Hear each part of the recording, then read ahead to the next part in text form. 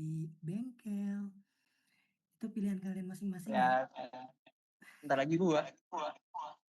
Nasirat nih, di mood dulu.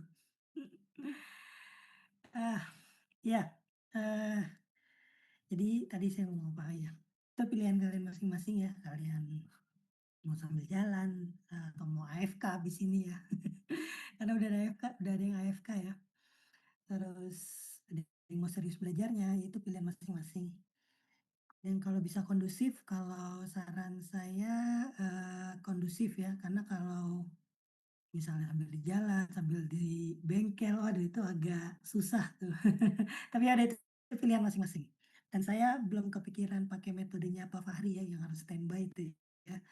Belum kepikiran, mudah-mudahan nggak kepikiran ya, kalau kepikiran, eee, ya repot juga mahasiswa ya harus standby. Karena sebenarnya dulu angkatan 20 sempat pernah komplain saya juga, dulu saya mewajibkan, awal-awal saya juga mewajibkan tapi kayaknya kalau online susah ya. Oke, langsung aja ya ke kuliah, banyak intronya nih, biar cepat selesai, rencana jam 3:30 udah selesai. Entar tadi saya mau apa ya,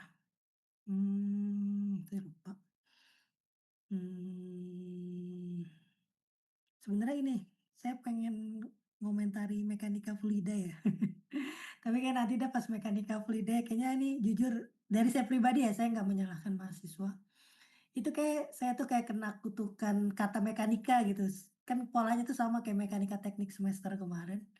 Pola nilainya tuh sama, padahal saya udah saya kurang-kurangin, udah saya nerf lah. Saya udah mikir, "Ah, ini kayaknya bisa nih, kayak termodinamika nilainya bagus," gitu ya. Dan saya juga udah yakin udah mengajarkan dengan baik dan benar gitu ya. Tapi turbulen semua gitu ya. Ya nggak apa-apa. Karena kalau saya lihat, aduh saya jadi komentar deh, saya komentarin juga dulu ya. Rumusnya udah benar semua, ternyata pas udah 10 pangkat min 5, 10 pangkat, jadi pas ngitung di kalkulatornya kayak kena dark system kalkulator gitu. Kok tiba-tiba angkanya aneh gitu ya, saya bilang, "Ya udahlah, ya mungkin saya nanti evaluasi diri ya." Biasanya jadi kepikiran terus tuh mekanika fluida ya, kutukan kata mekanika dibuat saya juga, buat kalian juga mungkin ya. Nah kalau di termo jujur saya, apa namanya, bagus banget yang ngelihat kalian, apa yang saya sampaikan kalian bisa ngikutin dan kalian bisa paham itu saya senang banget. Karena nanti kan efeknya dominonya panjang nih kemana-mana. Tadi itu, terus ngomong apa tadi saya ngomong sesuatu saya lupa, entar saya ingat dulu. Iya ini, di kelas sebelumnya saya lupa kelas B atau kelas A, saya udah bilang, aku bilang gini, ada mahasiswa nanya, "Pak, kenapa kelasnya online?" Gitu. Mungkin ada beberapa yang senang online ya dari rumah ya, tapi ada beberapa juga yang kurang suka online, karena tadi uang jajannya nggak keluar, terus katanya nggak fokus, nggak kondusif, saya tidak menafikan itu. Dan sebenarnya semua MK saya itu bisa di-setting kelas kecil semua. Termo bisa, mekanika fluida bisa, semua bisa di-setting gitu ya. Lah kenapa ini kelas besar, Pak, gitu. Dan jujur kalau saya pribadi memang lebih efektif kelas kecil ya, di kelas, belajar fokus gitu ya. Ah, namun, eee, dosen itu agak sedikit berbeda. Saya sampaikan lagi ya, mungkin yang udah pernah dengar bosen, tapi ini kan karena satu angkatan saya sampaikan lagi. Itu batas SKS maksimalnya 24, nah dosen batas SKS, ngajar, neliti, mengabdi, pokoknya kegiatan lain ya, itu 16, dan 16 itu ya tadi banyak, poin-poinnya ya, dan sebenarnya udah diwanti-wanti 12 itu udah maksimal 12 SKS. 12 SKS itu simpelnya 2 MK teman-teman. Jadi kalau saya ngajar hanya termo dan mekanika fluida, 4 kelas kecil, itu total nanti di akhir 12 SKS, itu udah mentok banget. Lebih sedikit, itu nanti akan ada temuan. Temuan dalam artian nanti bahkan rektor sampai turun tangan, beneran rektor sampai nanya ke dekan, "Ini kenapa nih, Pak ini?" Pak Fajri misalnya, "Pak Fajri ngajarnya banyak banget," gitu. Nah sekarang saya bahkan ngajarnya 15,9 SKS teman-teman. Nah sebenarnya itu temuan, tapi karena ada efek kurikulum 2024, ya mau nggak mau nggak ada orang lagi, dosennya kurang gitu, simpelnya seperti itu.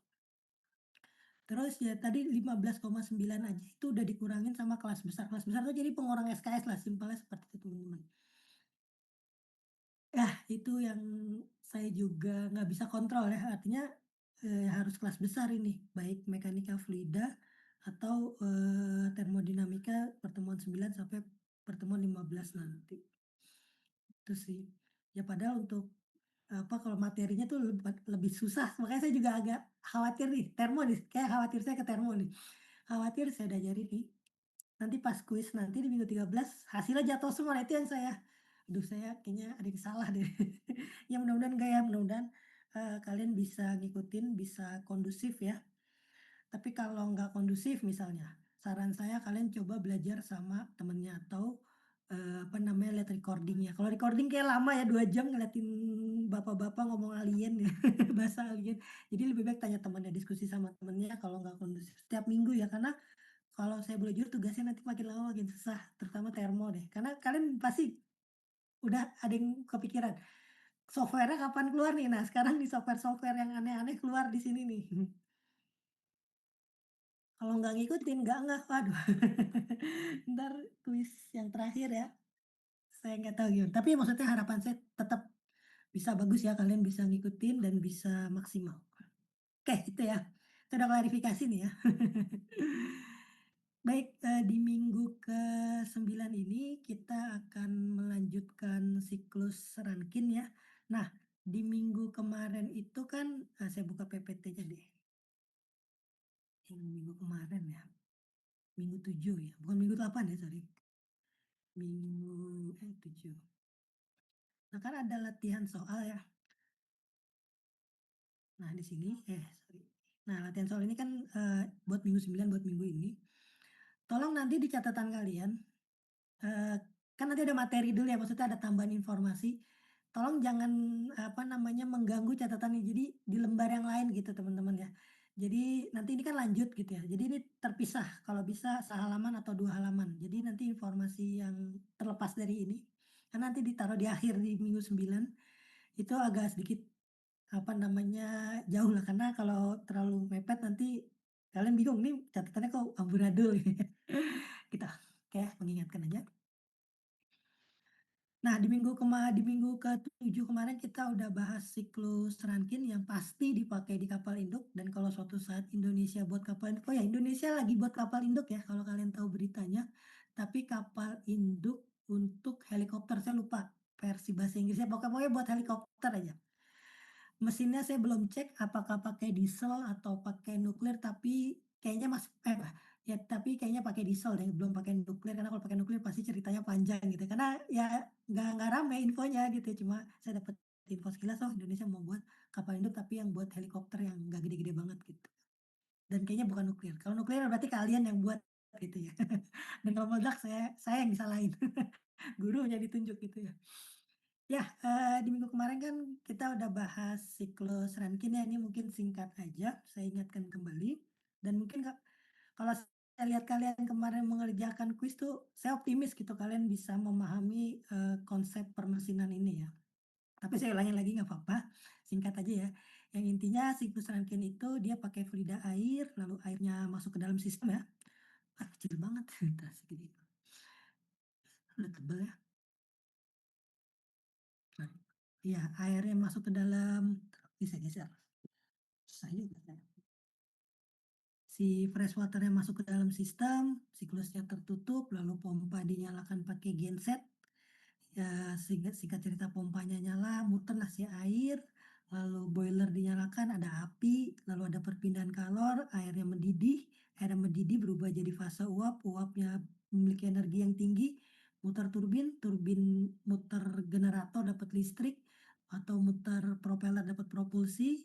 Nah, lalu fluidanya dikondensasi dulu supaya ketika masuk pompa aman. Dan ini juga udah dibahas detailnya di minggu kemarin. Ya fenomena ini nggak perlu saya bahas lagi dan harapan saya kalian juga udah ngeh. Singkatnya seperti itu. Nah mungkin di sini saya akan sebelum ke studi kasus ya, karena kalau langsung studi kasus kayaknya, kalian mumet gitu. Saya mau ngasih, info juga bahwa siklus Rankine itu bisa dibilang sampai hari ini, masih dikembangkan di seluruh dunia. Artinya tren penelitian, tren teknologi Rankine itu masih sangat berkembang. Nggak hanya untuk propulsi, nggak hanya untuk listrik, dan aplikasinya lebih luas. Makanya ini saya pengen pelan-pelan dulu untuk aplikasi di Rankine ya. Oke, sebelum ke Rankine ya. Jadi kalau seperti yang saya bilang dulu pas minggu 7 ya, bahwa ketika kalian nanti magang atau kalian kerja di kapal gitu, kerja di galangan atau di kapal ya penaik kapal gitu ya, pasti mesin ini nggak akan, pasti akan ketemu gitu ya. Ini adalah heat exchanger boiler gitu ya. Nah ini ada api nih jelas nih ya, dia ngedorong apinya, lalu ada fluida, fluidanya berubah fase menjadi uap atau superheated vapor bahasa simpel. Namun kalau nanti kalian, magang, kadang posisi boilernya itu ini kan horizontal ya, kalian bisa ngelihat. Biasanya kalau di kapal itu posisinya vertikal, seperti ini. Jadi kalau nanti kalian masuk ruangan panas banget, masuk boiler, ya maksudnya di luar boiler tapi panas banget. Nah biasanya boiler di kapal itu posisinya, eee, sorry, kok sorry, tadi horizontal ini vertikal gitu yang diposisikan vertikal. Dan biasanya kadang pakai api, kadang pakai sisa pembakaran dari mesin diesel yang intinya dia untuk, manasin air. Nah, kenapa harus manasin air kalau di kapal dan gini, fun fact juga, kalau di kapal biasa ya, saya bicara kapal tanker biasa ya, bukan kapal nuklir, boiler itu bukan bagian dari siklus Rankine. Maksudnya dia boiler berdiri sendiri gitu, bukan untuk muter turbin, bukan. Kalau di kapal biasa nih ya, dan nanti yang kalian ketemu tuh itu biasanya. Si boiler ini biasanya digunakan itu untuk yang pertama itu starting engine biasanya. Starting engine. Dan kayak sempat pernah saya singgung dikit ya di mekanika teknik ya, bayangin mesin diesel kapal segede gaban gitu ya, masa diengkol kan nggak mungkin. Berarti kan starting engine-nya itu biar, pistonnya muter dulu awal-awal sebelum terjadi pembakaran, nah itu biasanya boiler dinyalakan, ada gas bertekanan tinggi, baru kapal bisa, nyala lah, bisa jalan lah mesinnya, biasanya seperti itu. Yang kedua biasa untuk kebutuhan air panas di kapal kebutuhan panas banyak untuk mendinginkan, untuk perpindahan kalor, nah pokoknya ini kebutuhan, air panas lah. At least jaksel banget ya. Kebutuhan air panas. Nah nanti ini lebih luas dan bahkan kalau nanti kalian, kerja gitu ini luas banget cabangnya, bisa nanti ya tadi, bahkan bisa juga langsung direct ke turbin atau generator tanpa rankinnya ya. Ya pokoknya, boiler itu kayak barang wajib di kapal, walaupun bukan di-setting untuk Rankin, itu dulu. Oh udah 39 nih ya. Ya nggak apa-apa, kalian sibuk banget nih, nyari duit semua. Nggak apa-apa nggak apa. Lanjut lagi ya, itu untuk boiler, info aja lebih detailnya. Nah soal apinya juga nih, kita singkat aja. Ya mungkin saya yakin di antara kalian nanti ada yang mungkin jadi naval arsitek, jadi piping engineer, jadi fire engineer, itu pasti yakin saya ada gitu. Nah ngomongin soal api, dan kalian nanti akan belajar lebih jauh lagi karena ini ada bukunya bahkan ya untuk api sendiri. Jadi fun fact aja, jadi api itu ada warnanya dan kalian juga pasti sadar, oh iya di kompor itu warnanya biru, atau hijau gitu ya. Jadi fun fact, api itu semakin dia warnanya terang, ini terang nih ya putih ya, itu suhunya semakin tinggi, artinya energi yang bisa ditransfer semakin besar. Sedangkan api semakin butek ya, semakin keoren-orenan, itu dia suhunya semakin rendah, atau gampangnya kalau kalian pernah bakar sampah gitu ya, pasti kan karena sampah itu pembakaran tidak sempurna, tidak sempurna dalam artian bahan bakarnya, ada plastik, ada apapun itu ya, ada putung rokok, biasanya kan warnanya, apa namanya, keoren-orenan dan ada asapnya gitu, pembakarannya nggak sempurna, itu memang suhunya yang paling rendah, suhu paling rendah aja panas ya. Sedangkan semakin terang itu api, maka suhunya makin panas, yang paling tinggi itu warnanya putih. Atau fun fact juga, kalau kalian nyalain lilin, nyalain lilin ya, mati lampu gitu ya, kan biasanya ada warna merah tuh ya, tapi kalau mata kalian jeli tuh, dipelototin ada pasti ada sisi putihnya tuh. Nah, sisi putihnya itu adalah sisi yang paling panas gitu. Dan warna biru sama hijau itu berada di tengah-tengah ini nih. Pokoknya, semakin cerah itu semakin panas. Ya walaupun saya sempat ada teori ya, bahwa ada api yang lebih panas dari api putih nih. Api apa, Pak? Teori nih ya, api hitam ya. Emang ada api hitam? Nggak ada, nggak fiksi ya, Amaterasu ya. Bisa membakar sampai bersih ya, tapi itu fiksi ya. Atau api neraka ya, ya fiksi juga. Eee, siapa yang udah masuk neraka di sini kan ya nggak tahu gitu, fiksi. Jadi kalau secara sains api terpanas itu tetap api putih, bukan api api hitam ya, Amaterasu atau api neraka ya, itu fiksi. Karena ya memang belum ada dan belum tahu, atau ada yang mau nyoba gitu ya api neraka. Jangan jangan jangan. Kok jadi ngomongin neraka ya? Ya ini singkat aja mengenai api, karena mungkin nanti ya kalian akan menginspeksi apinya mungkin ya, atau merekayasa apinya nanti kalian di masa depan ya, ngomongin api. Firebender semua. Nah, fun fact juga ngomongin api, atau suatu saat nanti di antara kalian ada yang jadi fire engineer ya, walaupun saya ini benar, apa nama, bisa dibilang cuma kulitnya doang mengenai api-apian gini. Jadi api itu, nah ini masih ngomongin boiler ya, api itu, sebagai engineer ya secara umum deh, bukan fire engineer, itu kita harus tahu bahwa sebagai engineer itu, api itu ada yang namanya segitiga api. Nah, maksudnya segitiga api ini apa? The fire triangle ya. Jadi, misalnya ada satu oksigen, 2 heat, yang ketiga fuel. Maksudnya apa? Maksudnya saya haus ya. Saya minum dulu sebentar. Seret juga nih.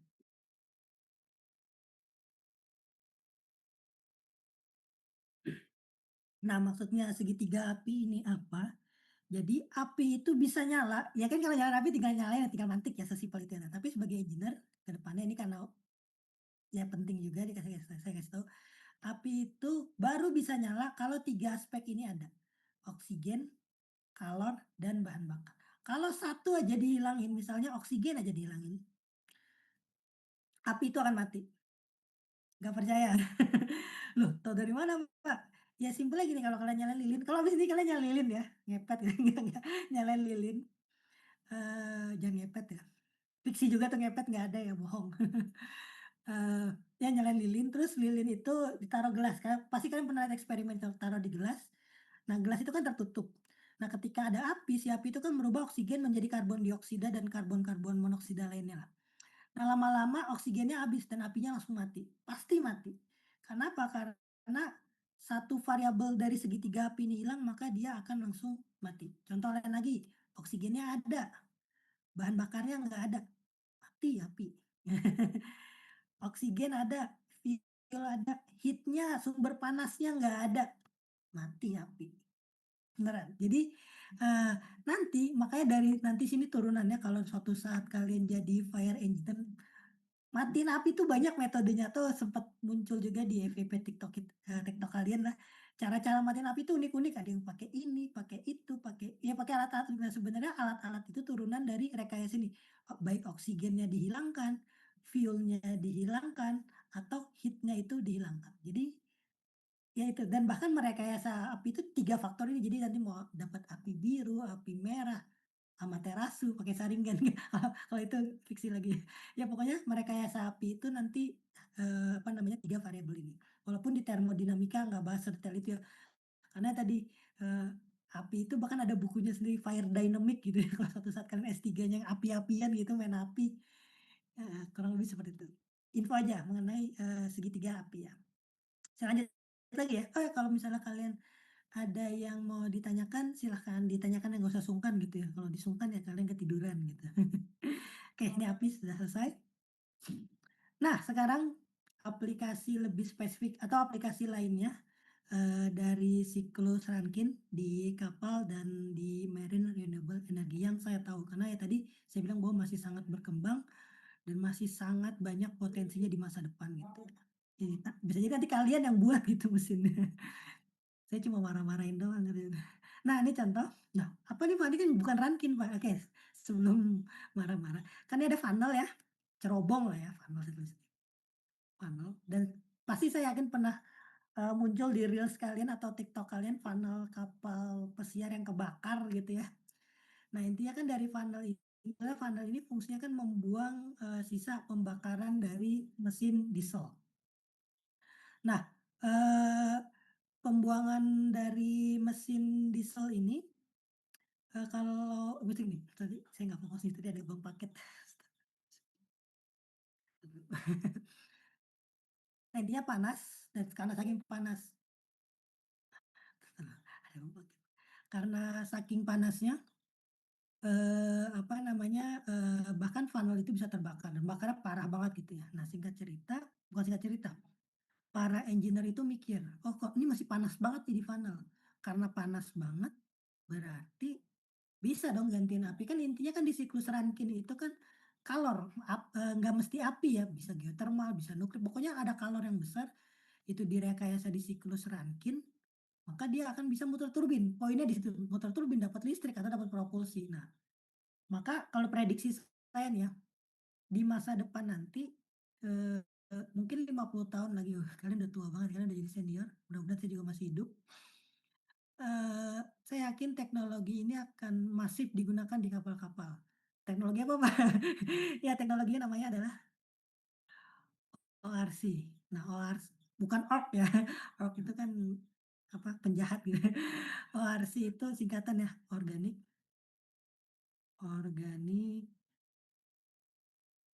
Rankine Cycle. Yang intinya loh, bedanya apa sama Rankine yang biasa? Bisa tulis Rankine ya, Rankine yang biasa. Bedanya simpel teman-teman, kalau ada kata organik sama rankin biasa, itu bedanya di fluidanya. Kalau rankin yang biasa ya yang kalian kerjakan yang di UTS nanti atau nanti di ujian, itu fluidanya adalah pasti fresh water. Nah, karena ini ada kata organik, maka fluidanya apa aja teman-teman. Fluidanya, saya tulis gini ya, tak terhingga, apa saja gitu ya. Apa apa saja itu maksudnya yang sangat berpotensi untuk direkayasa di siklus organik Rankine cycle. Karena nanti kan saya buka ya skripsi senior kalian, itu apa aja bisa toluena, benzena, etanol yang mau dipakai bahlil. Ya apa aja nanti fluidanya yang intinya, di siklus organik Rankine cycle ini dengan, fluida yang apa saja itu selain fresh water ya tadi etanol, benzena, toluena, refrigeran bahkan bisa. Itu mengambil panas dari sisa pembakaran mesin diesel, lalu, eee, ya singkat cerita dimasukin ke ORC ini ya kita dapat listrik, simpelnya seperti dan ya tujuannya apa? Supaya nggak ada energi yang kebuang, supaya yang kebuang itu cuma tinggal ya dingin gitu ya. Bahkan dulu dosen saya pernah bilang ya nanti bahkan sisa pembakaran itu ya udah dingin gitu, nggak panas lagi ya, karena kalau panas itu sebenarnya kebuang, sayang gitu. Dan bahkan kalau kalian sadar, teknologi itu udah mulai, masif digunakan kalau misalnya kalian dulu punya kayak kalian masih kecil banget ya, atau orang tua kalian punya motor Astrea, motor Supra yang jadul gitu ya, atau motor ya Supra yang jadul ya. Itu kan sisa knalpotnya panas tuh, biasanya kalau bocil-bocil kalian masih TK, kalau nempel ke apa namanya, ke knalpot langsung bekas tuh ya, karena panas banget. Tapi knalpot-knalpot yang sekarang itu tetap panas, tapi nggak sepanas yang dulu gitu. Tapi bukan berarti pakai ORC ya, maksudnya intinya tuh, kita sebagai manusia dan kalian ya sebagai engineer juga, pengen ketika dibuang itu nggak panas gitu ya, ya udah habis semuanya direkayasa untuk kebutuhan kita. Nah, ke depannya memang seperti itu. Pakai baterai ya, kalau baterai beda lagi ya, kalau baterai beda lagi. Kalau baterai beda lagi ceritanya ya. Karena kalau udah baterai bukan ranah termodinamika, itu ranah, kimia ya. Oke oke, gitu ya, organic Rankine cycle. Oh iya sama ini, nah, ini saya langsung buka karena udah jadi skripsi dari senior kalian. Ini mau saya ngambek. Nah ini, skripsi senior kalian, salah satu skripsi terbaik ya karena dapat penghargaan dari fakultas apa saya lupa ya, mahasiswa berprestasi ya. Ada yang tahu siapa? Karena saya belum sekolah lamanya nih ya. Angkatan 21. Analisis sistem termodinamika, combine organic Rankine. Oh, udah kata combine-nya makin panjang lagi nih, pada kapal. Nah ini Alwi ya senior kalian angkatan 21, tapi saya singkat aja, nggak mungkin saya baca, kalau saya baca kan kalian ketiduran nanti. Yang intinya aduh, si Alwi heading-nya nggak keluar. Yang bimbing saya, ya saya marah-marahin. Nggak saya marah-marahin. Saya marahin dikit lah. Yang intinya case-nya sama, ya tadi ada engine, lalu ya direkayasa lah seperti kalian udah pasti udah terbiasa ngeliat skema ini, "Wah, pasti jago nih." Ya memang kalian belajar arahnya ke situ. Yang intinya Alwi mempropos ya, nggak ada di Indonesia, memang nggak ada ya organic rankine cycle itu di Indonesia secara, apa namanya, real di kapal karena memang masih skala penelitian dan setahu saya juga belum ada kapal di luar negeri yang benar-benar udah masang, setahu saya. Tapi kalau dicari mungkin ya saya nggak tahu. Ya kalau saya berdasarkan jurnal memang ini masih teori semua. Intinya, senior kalian Alwi ini, apa namanya, bukan merancang ya, kalau merancang kayak poinnya nggak pas sama skripsi. Ya merancang juga, menganalisis juga, apa nama, organik Rankin. Karena ini kan mirip Rankin yang saya ajarin ya, bahkan ini kayak, apa, template tugas ya, saya emang ngambil dari sini, yang di mana ini diganti sama boiler diganti evaporator ya, yang intinya tadi ini. Nah ini nih, jadi sisa pembakaran mesin diesel, kalornya diambil sama fluida tertentu selain fresh water, lalu fluidanya menguap, menguap jadi fase gas, muter turbin dapat listrik, simpel seperti itu. Nah singkat cerita, ya kalian tahulah Alwi, saya marahin marahin karena ya IPK-nya bagus tapi saya bilang, "Ah ini mah gampang banget Wi, malu harga diri sama sama IPK," gitu, saya marahin. Wah, saya bilang, "Ah terlalu gampang Wi, nggak mau." Terus, "Upgrade upgrade upgrade," gitu saya bilang. Ya di-upgrade lah sama Alwi menjadi seperti ini. Tambah regenerator supaya apa, supaya semakin efisien. Yang tadi intinya semakin kalornya habis dipakai, ya semakin bagus dong supaya, eee, ya ya dingin keluar dari funnel ya gitu. Nah singkat cerita Alwi buat seperti ini lagi. "Pusing Pak, ngitungnya Pak." "Ah elah IPK berapa Wi?" 3,7. Malu ya sama IPK 7, "Upgrade lagi." Saya marahin lagi Alwi gitu ya. Upgrade lagi lah sama Alwi, menjadilah seperti ini. Jadi dilema ya kalau punya IPK tinggi ya. Enggak, jangan begitu pikirnya. Ya, pokoknya sampai yang paling mantep deh Wi. Nah ini ya, yang Alwi propose ya, sebenarnya enggak murni 100% Alwi, jadi ada jurnalnya, yang jurnal itu dia bilang, "Ini mungkin yang paling bagus," gitu. Ada yang mau nanya? Oh enggak, saya kira ada yang mau nanya. Yang pasti kalian pun, secara simbolnya udah pasti nggak ini heat exchanger, ini pompa, ini funnel, tapi funnel-nya difungsikan sebagai heat exchanger, ini turbinnya salah simbolnya nih, Alf, ya udah nggak apa-apa. Ini ya salah satunya kompresor ya, tapi nggak apa-apa. Ya, singkat cerita nih jadilah skripsi senior kalian lah. Nanti saya kirim lah buat kalian kalau susah tidur, baca abstraknya pasti kalian ketiduran. Ya, ya seperti yang saya bilang bahwa nanti mungkin 50 tahun lagi, atau ya 50 tahun lagi ke atas, teknologi ini akan dipakai di kapal. Yang intinya, nggak ada sisa pembakaran, benar-benar semua dimanfaatkan semaksimal mungkin di masa depan. Ya kalau bukan kalian, siapa lagi? Ya termasuk saya juga ya. Dan kalian nanti lebih susah kayak skripsinya ya, bertingkat-tingkat. Nanti saya kirim habis. Oke, itu ngomongin organik Rankine Cycle ya, hanya pengantar aja. Karena nanti kalau versi seriusnya pas skripsi ya. Karena pasti saya marah-marahin.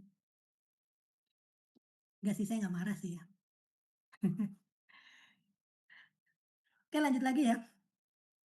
Nah, itu salah satu turunan dari Rankine Cycle. Nah, turunan lainnya itu tadi berkaitan dengan Marine Renewable Energy dan ini saya langsung ngambil dari jurnal ya.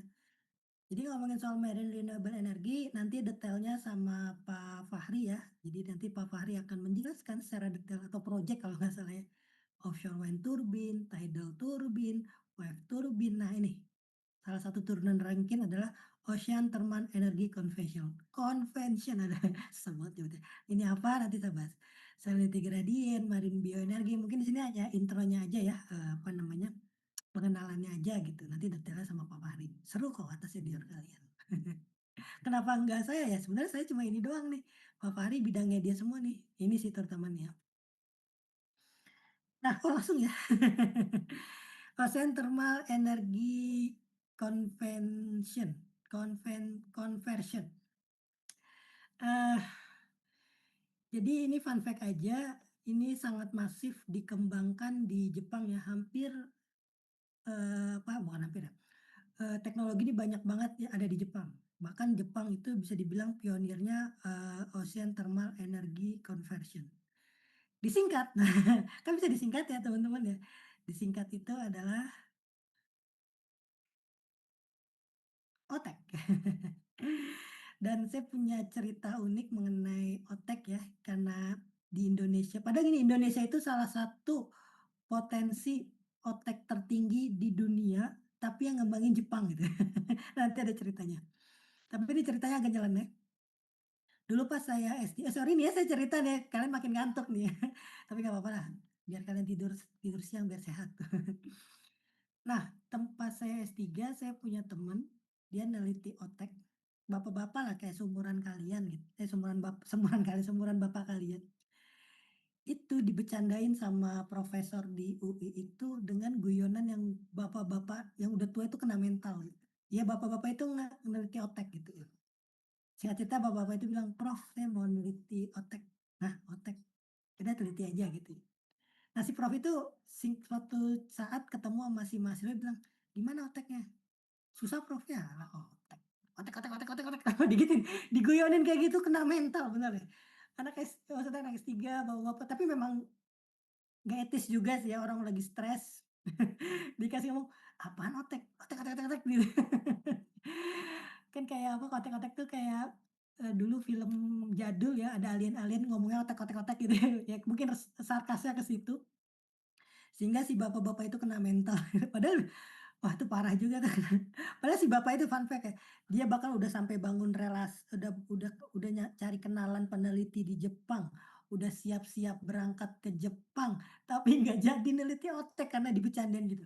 Dan bisa jadi implikasi jangka panjangnya mungkin Indonesia suatu saat mengembangkan ini nggak jadi gitu, bisa jadi ya karena satu kata guyonan yang bercandaan yang, menyinggung gitu ya. Otek otek otek otek gitu ya. Itu, membuat, si bapak itu teman S3 saya itu menjadi kena mental. Ya memang nggak jadi ngerti otak dia, dikata-katain gitu ya. Nah, alhamdulillah di UPN senior kalian ada yang neliti otak, tapi nggak untung aja saya juga nggak sarkas kayak gitu. Atau untung kalian juniornya juga nggak sarkas otak-otak-otak gitu ya. Eee senior ya nggak dosen juga nggak ada yang nggak tahu saya nggak ajarin gitu ya, nggak bercanda kayak gitu, "Otak otak otak otak," gitu.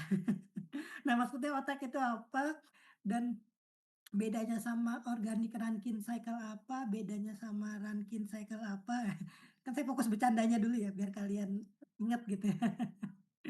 Nah, bedanya di sini teman-teman, lalu saya haus minum dulu sembari kalian lihat ya. Pesen. Udah tinggal 31 nih, udah banyak yang ketiduran.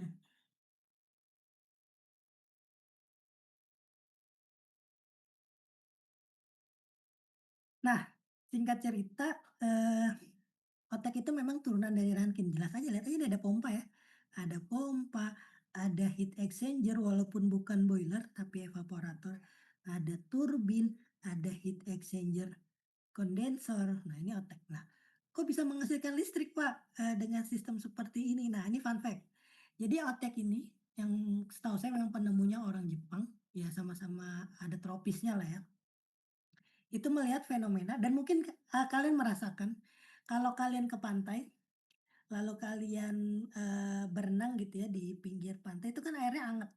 Kenapa anget? Karena dia terpapar sinar matahari, terpapar sinar matahari lah, radiasi gitu ya, ada airnya anget gitu ya, berenang di pantai. Tapi turun, 50 sampai 100 meter ke dalam, itu airnya dingin banget. Nah, jadi ada perbedaan temperatur yang sangat signifikan antara permukaan laut, nah ini permukaannya, ocean surface nah ini jelas nih ada tulisnya, sama, aliran nah ini sudah ada clue-nya yuk, cold seawater in. Nah, jadi turun 50 meter, turun 100 meter, kan kalian nggak pernah nyoba ya. Ya saya juga belum pernah nyoba, itu fun fact-nya suhunya sangat dingin.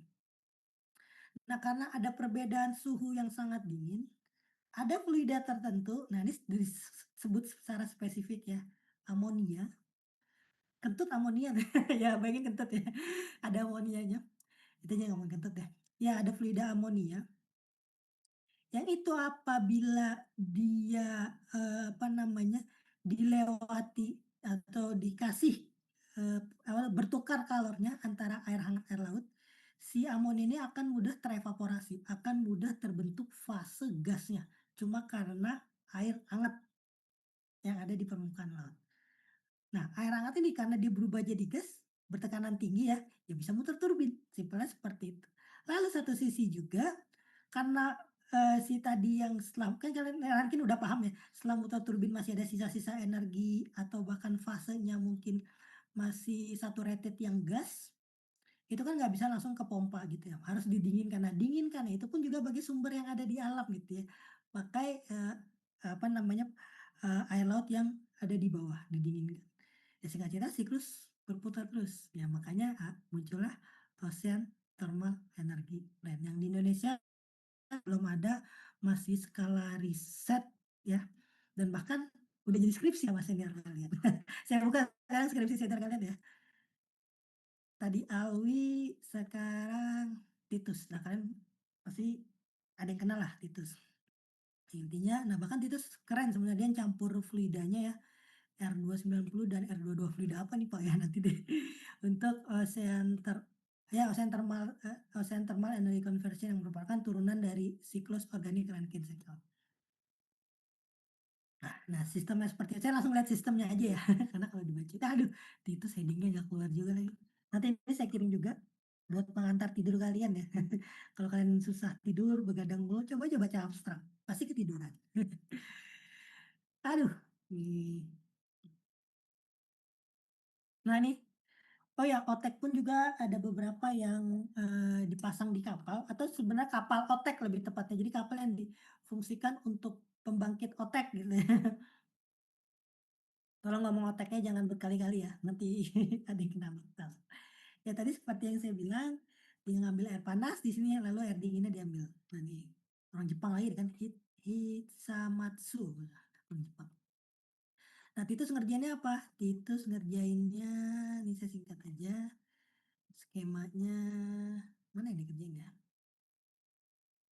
Yang bab oh banyak banget ini. Nah ini yang Titus kerjakan. Ya kurang lebih mirip lah Rankin ya secara umumnya, tapi boilernya diganti evaporator. Tadi masih nulis HL lagi, mahasiswa saya. Padahal ini kalau di, jurnal internasional atau di manapun ini nggak pas ya. Orang bule HE, dia heat evaporator.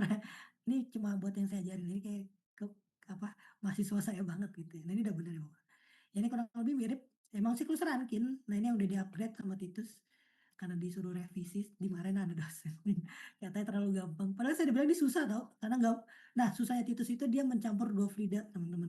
Jadi ada 2 fluida, di-coding, lalu dicampur secara teori, lalu di-running di sistem. Ya susah sebenarnya, tapi kata kata ada dosen yang bilang terlalu gampang. Nah, saya pusing dah.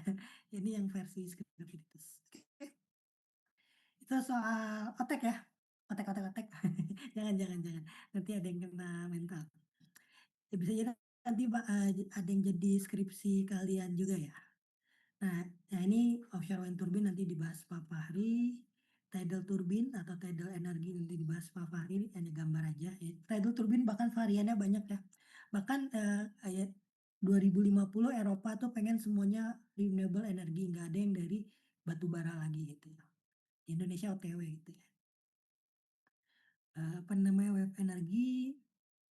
Nah ini untuk salinity gradient energi kan ya pasti kalian pernah lihat ya, antara fresh water sama sea water itu ketika bertemu dia nggak akan langsung bercampur. Nah, sebenarnya itu bisa menjadi pertukaran energi, tapi ini, kalau saya bahasakan ya, bahasa kalian juga, itu underrated banget. Kenapa underrated? Karena publikasinya sedikit dan memang diklaim belum bisa direkayasa sebaik mungkin. Jadi, ya ini paling underrated. Nggak tahu di masa depan apakah bisa direkayasa secara maksimal. Karena kan dibayangin sepanjang garis pantai itu ada 2 fluida yang saling bertabrakan gitu ya, yang nggak bisa saling menyatu dan itu katanya bisa menghasilkan energi walaupun ya tadi ini underrated banget sistemnya bahkan jurnalnya bahkan saya nggak merhatiin juga, hampir nggak pernah ketemu gitu ya.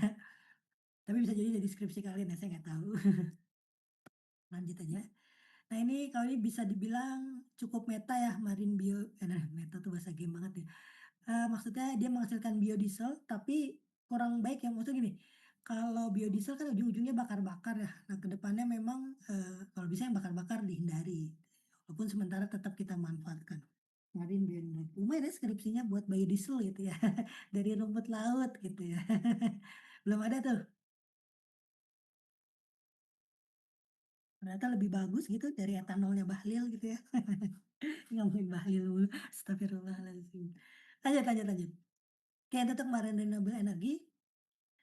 Nah, kita sekarang balik ya, balik lagi ke, studi kasus yang kemarin belum selesai, nah ini soalnya.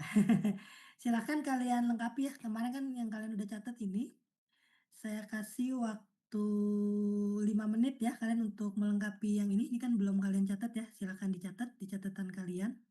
Ini pun juga, silakan dicatat. Aduh saya agak khawatir nih, setengah jam selesai nggak ya dibahas? Ya mudah-mudahan selesai, insyaallah. Ya silakan ya, saya tunggu 5 menit ya, sembari saya napas dulu.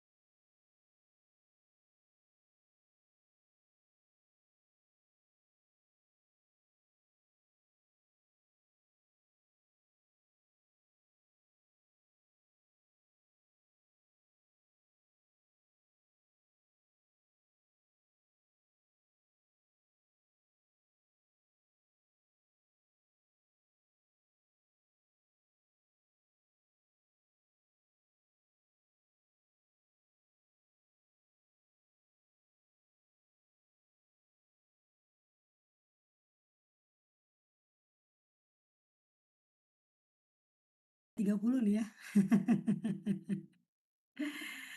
Ya saya usahain 3:30 selesai ya. Ini resiko ngajar online ya, tapi ya nggak apa-apa, saya juga ya bisa aja sebenarnya, nggak ada perasaan apa-apa. Nah intinya, kita akan melanjutkan ini yang dari minggu lalu dan oh ya saran saya apa yang saya catat, itu kalian ikutin juga ya, apa namanya, proses catatnya. Kalau misalnya saya salah tolong diingetin, ya kadang saya juga salah, suka lupa juga manusia biasa. Ya kayak kita bahas ya, intinya nih inlet turbin sama inlet heat exchanger condensernya, diberitahu, udah ada angkanya, dan ini yang ditanya, dan ini nggak gampang. Oke, singkat cerita, nah ini kembali ke catatan yang minggu lalu ya. Jadi kan memang belum lengkap. Nah, di sini akan saya lengkapi ya. Jadi tadi ada di pengukuran 3 itu tadi kalau nggak salah dipasang pressure gauge sama dipasang pressure gauge, dipasang juga P3 ya. Dipasang thermocouple ya, T3. Diketahui tadi P3-nya itu kalau nggak salah 3 megapascal ya, 3 megapascal atau 3000 kilopascal. T3-nya kalau nggak salah 350 deh ya. Dari mana nih? Ah, nyampe juga gue ya. Ya 350 betul, 350 derajat Celcius, panas banget ya, 350 derajat Celcius. Ini untuk muter turbin, Lalu singkat cerita turbin muter, suhunya ngedrop ya, tadi ada cuma ada temperatur doang, berarti di sini ada thermocouple, T4, maka di sini T4 sama dengan tadi 10 sorry astagfirullah, kayaknya bukan T deh, P kayaknya ya, P iya, sorry, salah salah salah. Ada P4 ya, berarti ada pressure gauge yang keempat, sini P4 sama dengan 10 kilo Pascal. Udah jatuh banget ya dari 3.000 kilopascal, jangan lihat 3 MPa-nya ya.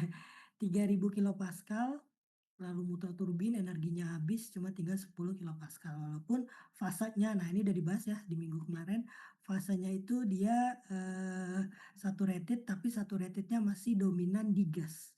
Yang nggak bagus masuk pompa, makanya perlu masuk kondensor dulu. Makanya nanti masuk kondensor, jadi balik lagi ke pompa, muter terus selama sumber panasnya di kayak saya jaksel banget ya, selama apinya masih ada, baik api dari batu bara, geotermal, dari nuklir.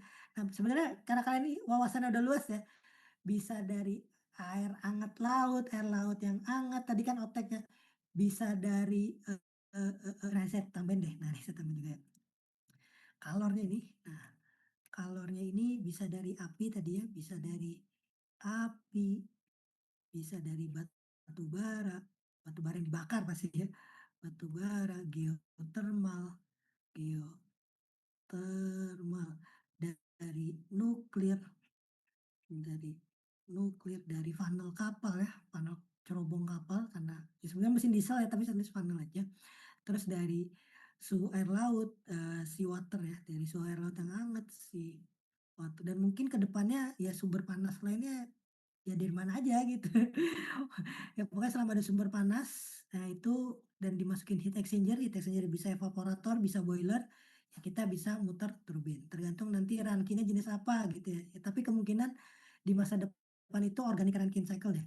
Kalau bukan nuklir ya, kalau nuklir pasti pasti masih rankine yang biasa, masih fresh water, tapi kalau udah selain nuklir, ya nih saudara-saudaranya, ya nuklir api batu bara maksudnya selain yang konvensional, itu pasti yang organik, pasti fluidanya yang unik-unik gitu ya, karena memang fenomenanya unik, karena kalau yang dikasih fresh water ya nggak menguap gitu, simpelnya kurang panas lah simpelnya. Oke, ini datanya sudah lengkap, tadi yang di minggu kemarin kan yang A, B, C, D udah dibahas ya, A-nya udah, B-nya sudah, C-nya sudah, dan alhamdulillah banyak yang bener ngitungnya ya, kerja pompa. Nah, tapi saya mau agak gregetan nih sama jawaban kalian yang mungkin sadar nih. Saya nggak tahu siapa yang ngajarin, saya mau marah nih. Ini jelas ya saya tulis compressed liquid kan ya, jelas liquid. Nah, beberapa kalian jawabannya benar, saya seneng gitu. Tapi beberapa kalian nulis di sini superheated vapor. Ini ilmu sesat dari mana ini? Ya jadi saya sebagai ngajarin kan, ih siapa yang ngajarin kok tiba-tiba dia nulisnya ada beberapa mahasiswa, superheated vapor, ya Allah nih. Perasaan saya nggak selalu ngecek nih ketika kalian ada yang jawab seperti itu, jangan-jangan saya salah ngajarin gitu ya. Saya cek langsung, "Oh ini compressed liquid, kok ada yang nulis superheated vapor?" Walaupun hitungannya bener gitu ya. Ya tolong diperhatikan lagi ya, tapi nggak apa-apa, manusia, tempatnya salah gitu, saya pun juga salah. Tapi saya gregetan banget nulisnya dan padahal kan di sini jelas ya, ya dipompa gitu, ya kan dipompa, kita dipompa dan ini jelas gambarnya masih fasenya liquid kok tiba-tiba bisa dia gitu. Menyinggung saya gitu ya. Saya tersinggung gitu ya sebagai gurunya. Superheated vapor, waduh. Tapi nggak apa-apa, tapi jawabannya benar itu ya, kalau jawabannya salah saya marah-marahin. Enggak, bercanda. Ya beberapa udah bagus banget mengerjakan ini, udah bener ya. Nah ini udah clear berarti kan selanjutnya yang ditanya adalah kalor masuk Q in pada heat exchanger boiler. Oke kita lanjut nih ya. Di sini tadi saya pakai warna pink ya, nggak apa-apa pakai warna pink. Nah, di sini, untuk, menjawab yang tadi C, yang D ya berarti ya. Menjawab yang D, saya tulis di sini, di sini deh. Untuk menjawab yang D itu kan ditanya adalah Q in, yang di mana rumusnya itu adalah H3 kurang H2. Nah, itu dari mana, Pak? Ya ini, balik lagi, patokannya ini ya teman-teman ya. di mana energi yang paling tinggi, nah Qin kan di sini ya, 32 di heat exchanger boiler, berarti H3 kurang H2. Dan nggak selamanya 3 paling tinggi ya, kadang ya 3 bisa jadi kecil atau 2 paling kecil. Jadi jangan fokus ke angkanya, tapi fokus ke konsep energinya, siapa yang paling besar gitu ya. Nah ini H3 paling gede, berarti H3, H3 kurang H2. H3 nanti kita hitung, nah H2 nih kita belum hitung ya. Karena di minggu kemarin kan kita baru sampai H1 nih, H1 sama dengan HF. Ini nggak dibahas lagi karena udah jago lah kalian. Nah H2 kan kemarin udah jelasin secara termo ternyata gagal, artinya gagal dalam artian di tabel termonya nggak lengkap gitu, di-prank sama Profesor Yunus dan semua profesor termo gitu. Tapi kita punya data kerja pompa nih, work pump. Nah, dari work pump ini, dan ini udah clue-nya ya. Jadi work pump secara termodinamika dan secara mekanika fluida sama ya, sama-sama work pump gitu ya. Dan memang harus sinkron, namanya juga sense ya. Nah, artinya secara mekanika fluida kan kita udah hitung nih ya, work pump secara mekanika fluida dapat angka tadi 3,0199 dan saya ingat banget di UTS kemarin jawab 4, sekian. Nah, work pump secara termodinamika itu kan rumusnya H2 kurang H1. Benar ya? Secara termodinamika nih, secara mekanika fluida, ini secara termodinamika. H1 udah kita hitung, ini udah ada, jelas ya. Artinya H2 bisa dihitung dong ya, bisa lah ini udah lengkap variabelnya ya. Ya udah kita tinggal masukin H1-nya ya. Dari yang udah kita tahu, tadi H1-nya, sembari kalian catat ya. H1-nya 191,81, aduh saya belum hitung lagi. 191,81 sama dengan jadi agak lama nantinya. Aduh nggak buka kalkulator juga lagi. Aduh makin lama lagi ya, 0199. Ini H2, maka H2 sama dengan ditambah ya berarti ini ya. Nah ini karena coret-coretan saya juga ketinggalan, berarti ini saya hitung manual sama ini. Kalau saran saya nih ya, bukan saran ya, mungkin ke depannya juga, di mekanika fluida kalian tuh sebenarnya bisa ngitung rumusnya udah bener, tapi karena kalian cuma ngeliat dari saya catat gitu ya, ketika suruh ngitung pas ujian nggak bisa. Jadi nggak pernah ngitung mandiri yang kayak gini-gini nih. Kalau saran saya coba deh kalian sembari saya ngitung, karena saya juga nggak catatan saya nggak lengkap nih. Maksudnya yang udah itu saya lupa bawa, jadi saya ngitung juga nih dan jadi lebih lama. Dan kalau saya salah hitung tolong diingatkan. Kalkulator, nih ya. Kalau udah ketemu 10 pangkat min 5 pusing. 3,0199 ditambah 191,81. Dapat angkanya 194 ya.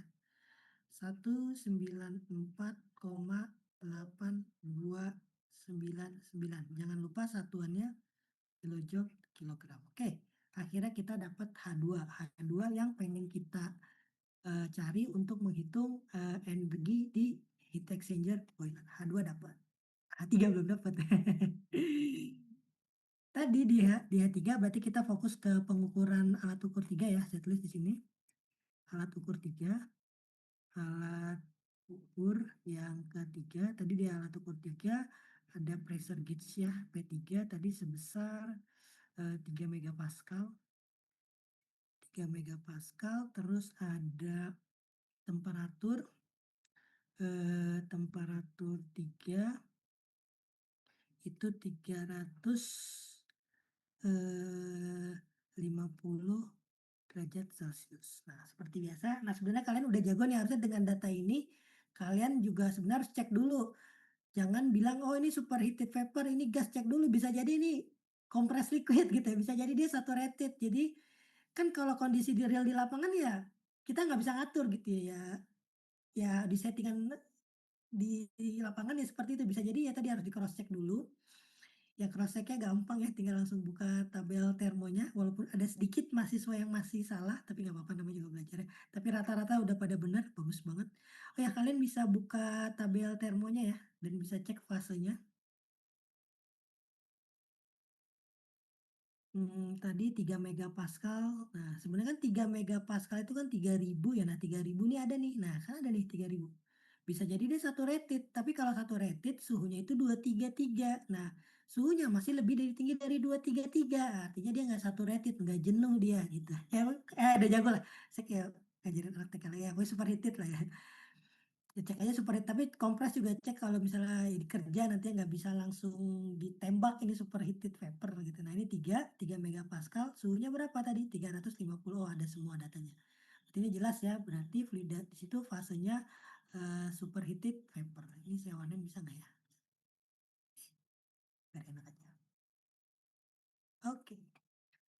Oke, berarti di sini kita sudah berhasil mengidentifikasi fasenya ya di superheated vapor. Atau gas aja deh, saya males supaya banyak. Fasenya gas sehingga kita pakai tabel A berapa tadi? A6 ya kalau nggak salah ya.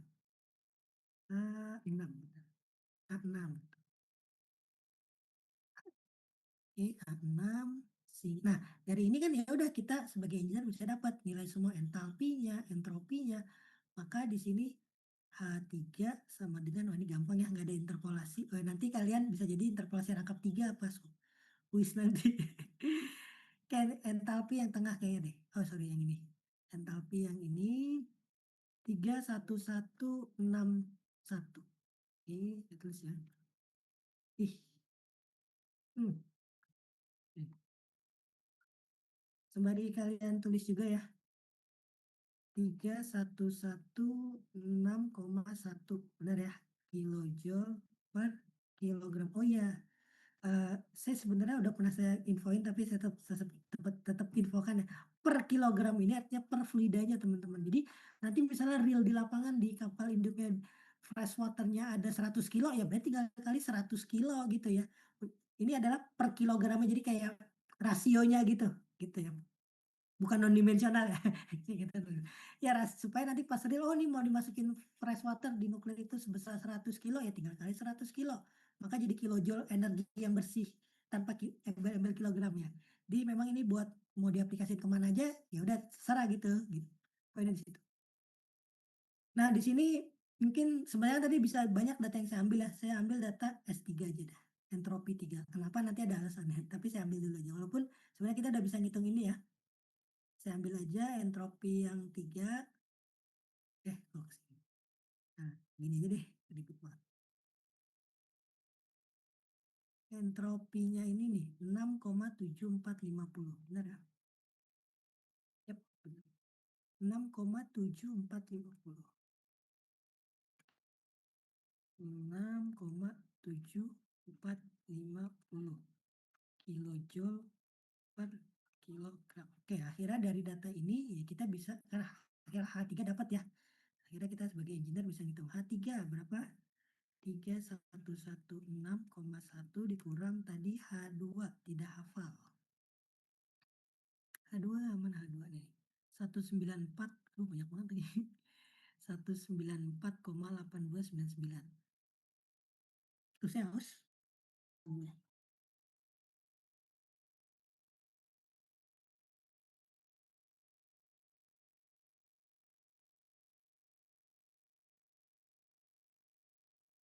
194,8299, banyak banget. Ya singkat cerita dihitung ya harus dihitung ya. Mana kotak? Silakan kalian hitung juga ya kalau supaya nggak kena apa namanya dark system kalkulator gitu. Di mekanika fluida tuh kalian kena banget. 194,8299.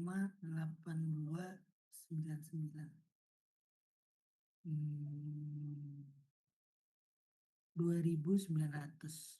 2.921,27 saya bulatin aja ya. 27 kilojoule kilogram. Inilah adalah energi yang kita sebagai manusia yang bisa kita rekayasa semaksimal kita gitu ya. 2.921. Paling gede ya, karena kan yang di heat exchanger boiler. Oke, yang D clear. Nah, ini yang masalah nih. Selanjutnya yang ditanya apa tuh? Berarti ini clear ya. Ini clear. Tanya yang kerja dari turbin. Waduh, kerja turbin. Oke, yang itu kerja turbin A, B, C, D, E. Yang saya taruh bawah sini ya. Yang kerja turbin. Kerja work dari si turbin. Kerja dari turbin tadi kan rumusnya H3 dikurang H4. Nah, ini hati-hati juga ya. Karena kalau ngeliat senior kan masih ada yang salah, H4 kurang H3 karena kan kebiasaan ngeliatnya, oh ini H2 kurang H1, H3 kurang H2 kayak polanya mundur gitu ya. Oh ini tiba-tiba kebalik.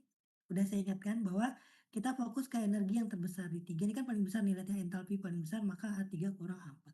Dan walaupun dipaksa pasti hasilnya negatif, energi nggak ada yang negatif, bukan vektor. Ya pokoknya itu saya ingatkan lagi ya.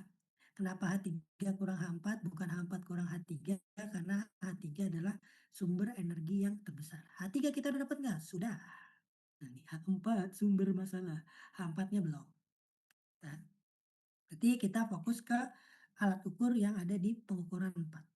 Saya tulis alat ukur keempat. Oke, di alat ukur 4 tadi kalau nggak salah ada pressure gauge ya, P4 sama dengan 10 kilo Pascal. Oke. Dan dari apa yang udah kalian pelajari, di pengukuran 4 ini, dia kan fasenya saturated ya, yang di mana saturated-nya itu yang jelek. Kenapa saya bilang jelek? Karena dia nggak pas di kubahnya. Kalau di kubahnya kan yang ada di tabel. Nah, ini kan di luar kubah. Dan ini mirip sama studi kasus minggu 5 kalau nggak salah ya. Yang artinya nih kita harus nyari fraksi massanya dulu nih. Kenapa? Ya tadi di tabel itu cuma ada data yang sebelah kanan ini dan sebelah kiri ini. Nah, yang kayak gini nih susah nih. Nggak susah sih ya karena belum terbiasa aja. Jadi harus nyari fraksinya, persenan berapa persen sih, apa namanya, massa dari si gasnya. Kan di sini kemungkinan gasnya kan udah banyak nih ya, bisa 80, 90, yang di sini kan gasnya dikit. Ya ini udah dibahas pokoknya ini nyambung beruntut gitu ya. Prediksi saya 80 atau 90-an lah. 90-an lah, 90% gasnya. Dan dihitung pun nanti akan terbukti. Yang di mana, eee kita tahu nih, di 4 ini fasenya adalah saturated liquid. Fasenya sorry, saturated. Fasenya saturated itu pakai tabel, A4 dan A5 ya, A4 atau A5. Kayaknya A5 ya, karena kan, yang terhadap tekanan, tapi sama aja sebenarnya. Tapi saturatednya yang jelek ya. Nah, yang jelek itu gimana nih, saya tanda kutip aja kali ya. Jelek dalam artian kita harus ngitung X-nya, oke. Nah, untuk menghitung X, sekedar mengingatkan lagi ya, rumusnya kan fraksi massa itu, massa gas atau quality ya, kalau di bukunya Profesor Yunus nyebutnya quality atau beberapa referensi quality, tapi saya lebih enak fraksi massa ya, karena rasio antara gas sama massa total. Massa total nih saya ingatkan kembali ya, atau kalian udah jago ya, nggak apa banget. Massa gas dibagi massa liquid ditambah massa gas. Yang ini fasenya harus saturated ya, bukan gas yang pure gas atau liquid yang pure liquid, bukan, ini yang saturated. Nah, singkat cerita waktu itu ada challenge ya yang saya bilang suruh turunin, bukan turunin Gibran, eee yang intinya dapat suatu bentuk lagi rumusnya, yang diotak-atik lah pakai konservasi massa, dapat, V. Nah, karena ini kita nyari, kok V ya, kita nyari H ya, sorry, H, H4 H4 itu dikurang HF, yang pokoknya yang kalian berapa mahasiswa, tapi kalau belum turunin ya ya telan aja rumusnya, HFG. Kenapa bisa seperti ini? Ada proses penurunannya melalui konservasi massa atau tanya temennya atau tanya ChatGPT, kayaknya ChatGPT bisa.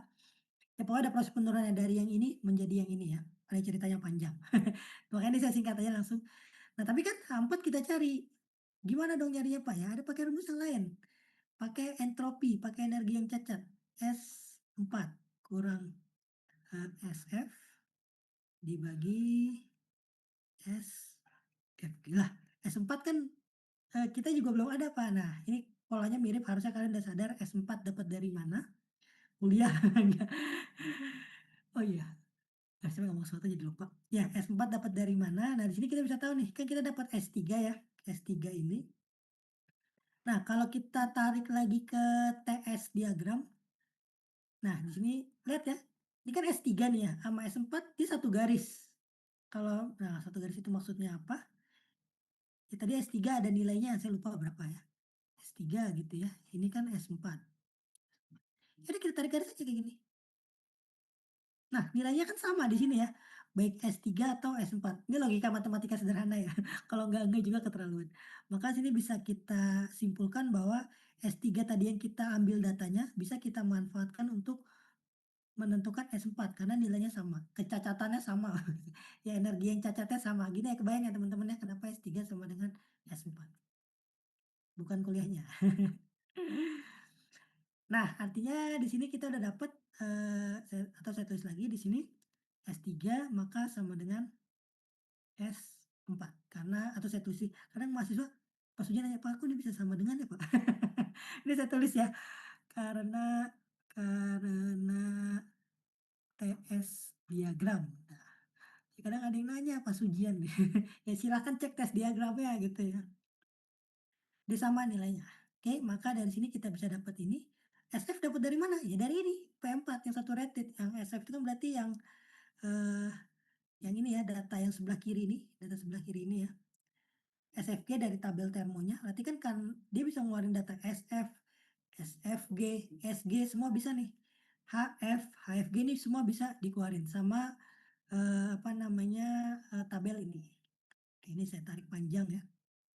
Artinya di sini data yang kita perlukan itu adalah misalnya HF ya. HF sama dengan ya HF sama dengan, sorry sorry, HF at 10 kilopascal, penulisan yang benarnya ya. Nanti kita cek, tapi ini saya tulis dulu aja. HF, terus yang kita butuhkan data apa? HFG. HFG at 10 kilopascal. Ini saturated ya. Ini ada saturated. Terus kita butuh data apa lagi? SF. Oke. SF at, aduh jelek banget tulisan saya. 10 kilopascal. Oke. Lalu kita butuh lagi SFG at 10 kilopascal. Oke, nah ini kita langsung ambil di tabel termodinamikanya. 15 menit lagi selesai, mudah-mudahan. Berarti tadi saturated ya, sembari kalian buka tabel termonya A5 tadi, tekanannya 10 kilopascal. Nah ini ya, saya highlight aja, kebanyakan.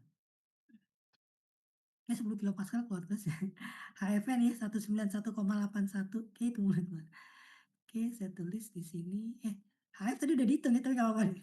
Nggak apa, HF tadi sama dengan H1 ya, 191,81 kilojoule per kilogram. HFG ini 2392,1.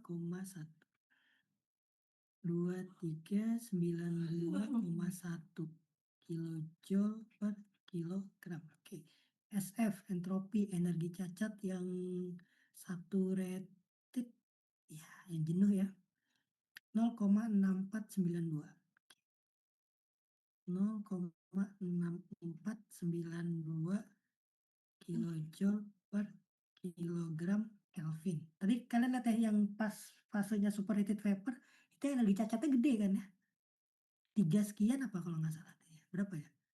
Nah itu kan 6 kan, ini 0,6 karena kan memang ya semakin fasenya gas semakin cacatnya tinggi gitu. SFG seperti yang saya bilang ya, mengingatkan aja, SFG 7,996 ya karena gasnya 7,4996. 7,4996 kilojoule kilogram Kelvin. Harusnya nggak ada titiknya nih. Oke, kita ambil data ini supaya kita bisa masukin semua angkanya ke sini. Oke, kita masukin ya angkanya ya. Tadi S4 sama dengan, nah loh. Saya salah rumus nggak nih? 6,7. Oh enggak salah rumus. Enggak. Saya kan suka agak, benar. Tadi berapa tadi angkanya? 6, ini ya, 6,7450.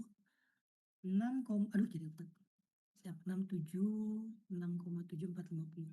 6,7450 dikurang SF. Nah ini ya SF ya, 0,0 0,6492 dibagi SFG 7,4996.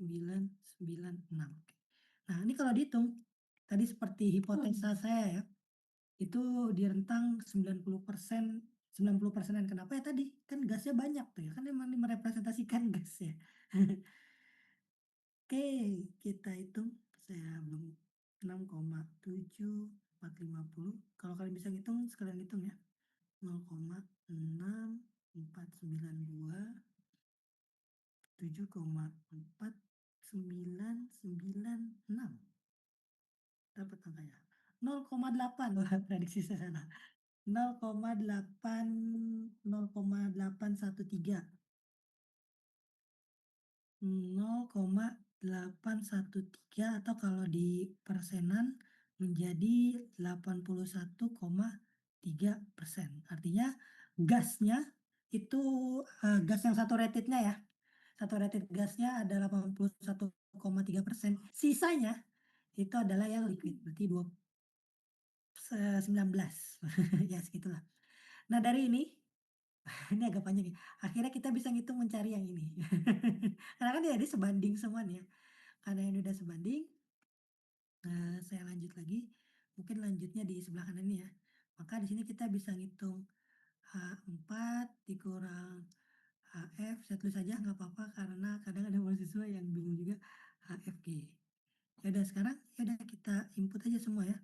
H4 dikurang HF-nya ada tadi 191,191,81 dibagi HFG 2392.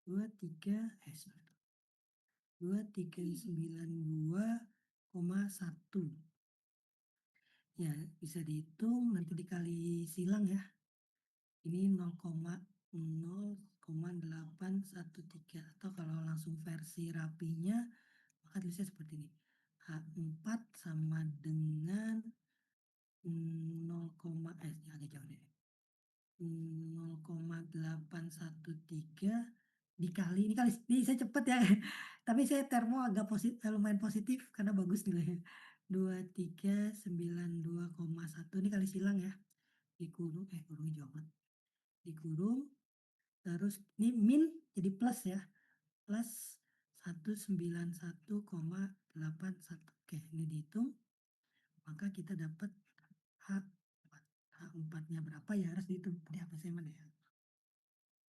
Nggak bawa kalkulator. 0,813 dikali 2392,1 dikurung. Kalau nggak dikurung juga nggak apa-apa deh ya. Nggak apa-apa deh. Tambah 191,81. Dapat angkanya 2136. 10 menit lagi, 10 menit lagi. Bisa, bisa, bisa. 2139,59. 59. Nggak muat di kilojoule per kilogram. Oke, ini energinya ya yang kita butuhkan, entalpinya, energi kalor total ya. Untuk ngitung apa sih tadi itu? Hitung kerja turbin, Masya. 2136, oh gede juga nih ya. Takut salah hitung nih. Mudah-mudahan nggak salah hitung nih ya. Karena kalau salah salahnya kemana-mana, karena saya nggak bocor-coretan nih. Oke, akhirnya H4 dapet, ya udah kita substitusi ke sini. Tadi H3-nya berapa tadi? 31. Oh iya, sorry. Sebelum saya lanjut ke sini, saya cuma mau ngasih tahu juga. Misal kalian udah ngitung ini ya. Karena ada beberapa mahasiswa interpolasinya tuh masih interpolasi ala ala DPR gitu. Lompatannya radikal banget gitu ya. Nah, ini cara ngecek ini benar atau enggak 2136,59 ngeceknya gimana? Ini kan hitungan udah proses panjang ya, ngeceknya. Angka ini kan gini, gini gampang. Kan di sini ada entropi ya, teman-teman lihat ini ada entropi. Ini kan memang entropi sumbu X-nya. Jadi kan yang di ujung sini adalah Sg, yang di ujung sini adalah Sf. Artinya si S4 dia lebih kecil dari si Sg dan lebih besar dari si Sf. Karena kan dan mendekati nilainya ke SG. Kebayang ya? Ya bener-bener kebayang nih. Karena kan ya dia nggak nyampe SG gitu. Dia berada di sini. Kita cek aja tadi SG-nya atau tadi SG nggak kita ambil datanya. SG-nya berapa sih? 8 sorry tadi, sorry kita sorry. Entalpi kita entalpinya pun juga sama. Nah, entalpi yang di sini kan Hg ya, Hg yang di ujung sini kan lebih gede, paling gede nih. Hf paling kecil, H4 itu di tengah-tengah yang tadi kita hitung. Berarti nanti H4 dia di tengah-tengah lah, di tengah-tengah di antara Hg dan Hf. Diceknya gitu. Tadi H4-nya berapa tadi? H4, jauh amat. H4-nya tadi 2136. Oke, cek aja 2136. Nanti Hg-nya harus lebih besar dan Hf-nya dia lebih kecil. Kita cek. Nah, 2.500 tadi kan angka kita kan 2.136. Deket kan ya ke 2.500 karena memang tadi persenan dari gasnya 80%. Dan benar juga dia nggak lebih maksudnya gini, dia nggak lebih kecil dari, kalau lebih kecil berarti salah dong ya, misalnya 180 ya salah. Sedangkan ini paling kecil aja 191, itu yang saturated liquid gitu ya. Itu ya cara ngeceknya ya. Mudah-mudahan bisa. Oh ada kucing, berubah. Berarti benar. Nah sebelum lanjut saya minum dulu nih. Atau sampai sini ada yang mau ditanyakan dulu? Lanjut Pak. Atau udah banyak yang AFK nih, udah 27 nih. Dikit lagi, tenang.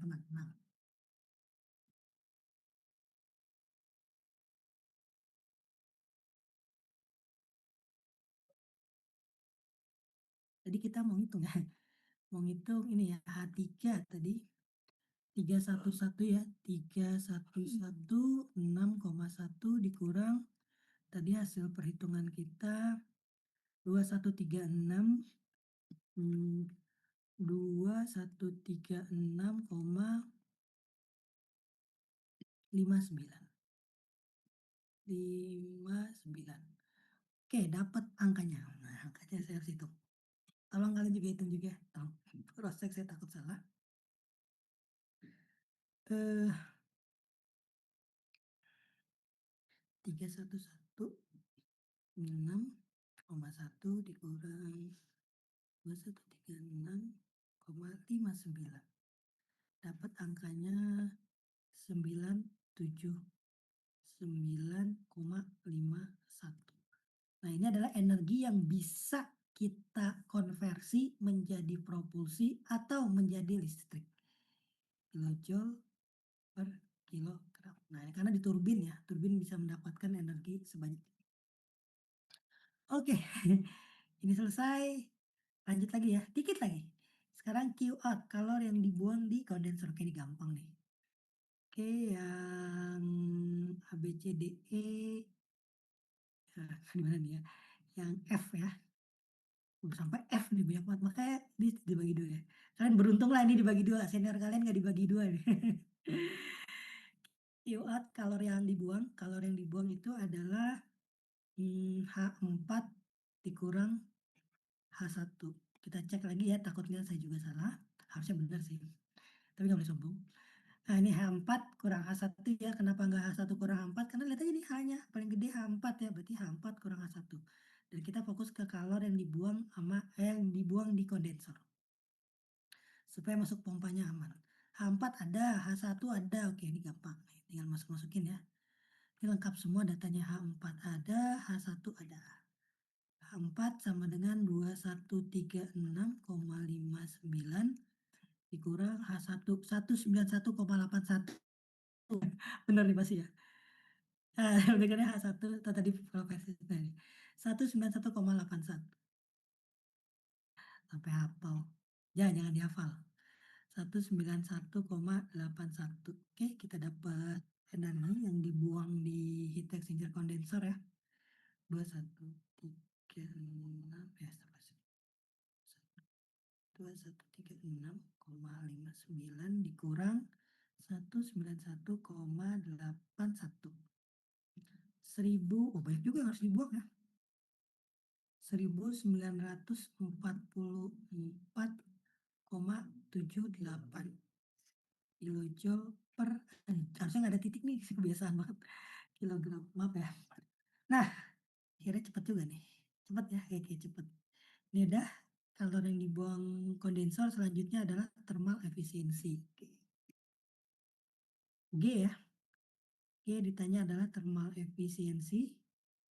Nah, di sini ada 2 versi, bisa pakai yang ini, WNET per Qin, atau kalian pakai versi yang WNET saya jabarin dulu, kayak kemarin W turbin dikurang W pompa karena di-bypass ya supaya pompa bisa muter.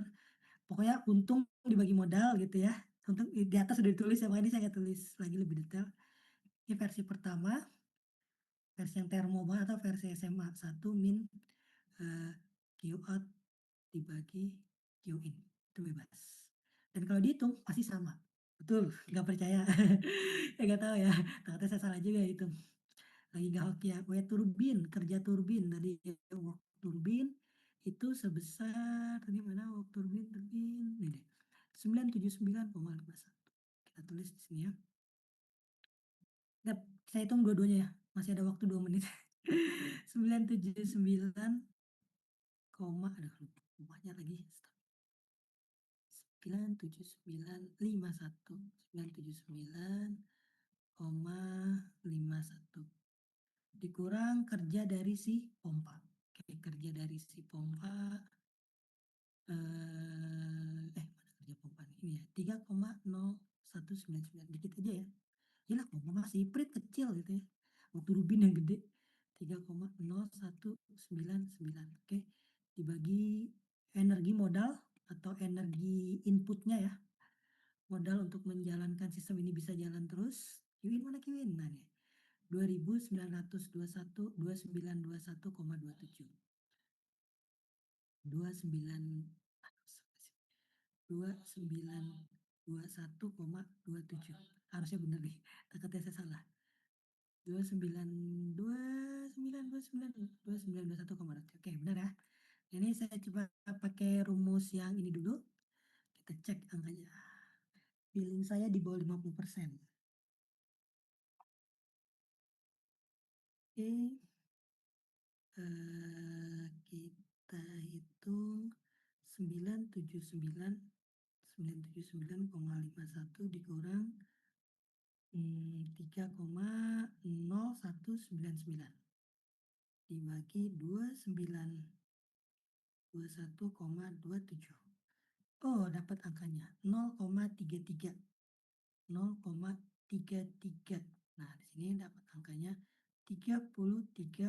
Oke, nah sebelum saya bahas angka ini, mungkin saya pengen buktiin yang ini juga ya. Yang ini juga. Oke, Q in sama Q out. Oke, ini sama dengan ya dipisah nih ya. Ini ada panah nih ya, hati-hati bukan ini enggak atau gini sama deh. Thermal sama dengan 1 min Q ini ada tadi ya. 2921,27 Q out tadi ya di kondensor ya. Nah tuh, 1914,78. Nah, hitunglah. 1 dikurang bagi 1944,78, 2921 dibagi 27. Nah, betul tuh. Kalau kalian pakai kalkulator juga sama hasilnya. 0,33. Oh, kok bisa sama? Ya, hukum kekekalan energi. Energi masuk sama dengan energi keluar. Sehingga kalau dikonversi atau dipersenin, dia 33%. Kok bisa sama ya? Karena kan hukum kekekalan energi. Nah, nah mungkin saya sedikit jelasin efisiensi 33% ini, tapi kalian udah tahu ya, berarti artinya 33% ini adalah yang bisa kita manusia manfaatkan, bisa jadi listrik, bisa jadi propulsi. Nah, berarti lossesnya itu, berarti yang hilang ya, yang hilangnya itu yang lossesnya itu sebesar 33, 100 kurang 33 itu 77 ya bener ya, 77%. Nah, artinya nih hilang nih, kita sebagai manusia, ya udah jadi energi yang lain, energi kalor, energi gesek, pokoknya yang kita bisa manfaatkan itu cuma 33%. Padahal ini sistemnya ideal. Ada yang mau nanya? Ada suara Pak, nih bukannya kayaknya nih. 67 ya, Pak? Maaf, Eh, Pak. 67 bukannya ya, Pak? oh 67 ya? Iya iya. 67%, Iya, Pak. makasih makasih Iya. makasih, bagus bagus bagus, udah diingetin. Iya iya, bagus bagus bagus bagus, sering fokus ya. 67%, makasih makasih. Di-silent lagi. Iya, 67% itu yang hilang, yang udah, maksudnya yang udah kita manusia bisanya sampai saat ini, kecuali nanti ada fluida baru atau mesin baru, yang itu nanti angka-angka ini bisa berubah lagi. Tapi fun fact aja teman-teman, semua pembangkit energi yang ada kita rasakan sekarang ini kan ada listrik, ada internet, itu pasti selalu efisiensinya di bawah 50%. Kenapa? Karena memang, realitanya seperti itu, yang PLTU, pembangkit listrik tenaga diesel, pembangkit listrik tenaga air, ya pokoknya yang bakar-bakaran deh, sorry sorry, yang air nggak termasuk, geotermal, itu pasti efisiensinya di bawah 50. Di atas 50 itu bahkan canggih banget gitu ya. Gimana kalau 100% Mas? 100%, saya juga belum pernah dengar. Pokoknya fun fact-nya seperti itu. Kita tuh sebenarnya ngerusak alam terus. Kalau pakai batu bara ya, beda sama nuklir. Tapi kalau nuklir pun juga sama. Ini kan nuklir ya case-nya, sumber energi dari nuklir. Yang bisa kita manfaatkan dari energi nuklirnya itu cuma 33%, 67-nya jadi losses. Nggak mesti batu bara ya. Oke, terakhir ya, sorry nih lewat dikit nih. Karena masih ada hak kayaknya nih ya. Terakhir terakhir, masih ada hak. Yang hak ya, terakhir ini paling, kalau bisa saya bilang paling mind blowing ya. Karena yang H ini kita akan membuktikan hukum termodinamika satu atau inti dari termodinamika. Kan inti dari termodinamika saya selalu bilang adalah energi masuk sama dengan energi yang keluar. Oke. Di mana energi yang masuk jelas nih, itu adalah Q in atau gini, saya pakai versi termo dulu.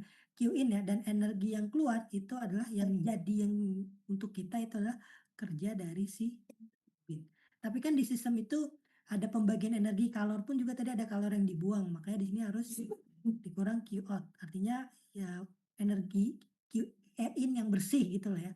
Turbin pun juga sama, turbin pun kan di-bypass sama pompa, maka di sini kurang pompa. Nah, kalau ini dihitung, maka nilai energi masuk sama dengan energi keluar sama. Ya berkata kita udah merekayasa sekian, ya output-nya sekian. Kalaupun nggak sesuai keinginan itu jadi losses. Nah, maksudnya seperti yang selalu saya bilang kan ya.